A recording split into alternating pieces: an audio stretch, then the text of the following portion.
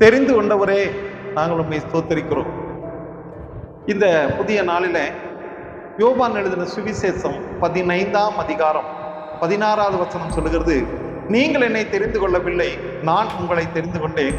நீங்கள் என் நாமத்தினாலே பிதாவை கேட்டுக்கொள்வது எதுவோ அதை அவர் உங்களுக்கு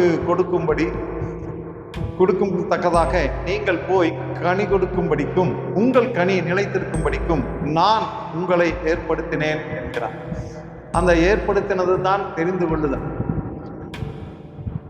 ஏற்படுத்துதல் என்பது பிரதிஷ்டை பண்ணுதல், அதாவது ஊழியத்துக்காக பிரதிஷ்டை நியமித்தல் என்று சொல்லலாம். இயேசு சீசர்களிடத்தில் அன்பாய் இருந்தார். அவர்களை அழைத்து சீசனாக்கினார், அப்போஸ்தலராக தெரிந்து கொண்டார். தேவனே நம்மை தெரிந்து கொண்டு இருக்கிறார் என்பதில் நாமும் நம்பிக்கையுள்ளவர்களாக இருக்க வேண்டும். அவர் நம்மை தெரிந்து கொண்டார். தெரிந்து கொண்டதின் நோக்கம் நாம் சீசர்களாக இருக்க வேண்டும், தேவனுடைய ஊழியத்தை செய்ய வேண்டும். அதற்காகவே தேவன் நம்மை அழைத்திருக்கிறார். அந்த அழைத்த அழைப்புக்கு தெரிந்து கொள்வதற்கு நாம் பாத்திரவான்களாகும். தேவன் நம்மை ஆசீர்வதிப்பாராக. ஆம்.